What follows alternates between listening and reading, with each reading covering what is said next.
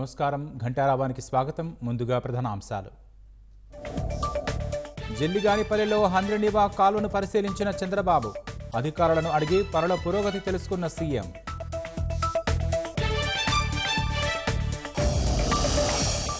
నెల్లూరు జిల్లాలో క్వార్ట్స్ అక్రమాల్లో సజ్జల పాత్రపై సిఐడికి ఫిర్యాదు. వేధింపులకు గురయ్యామన్న గనుల యజమాని.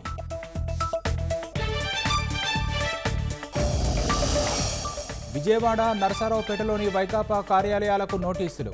అక్రమ నిర్మాణాలపై వివరణ కోరిన అధికారులు.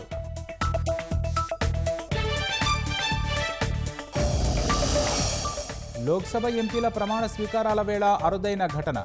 తెలుగులో ప్రమాణం చేసిన Tamil Nadu MP K Gopinath.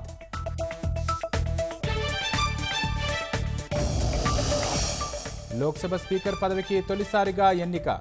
Om Birla, K Suresan nomination దాఖలు.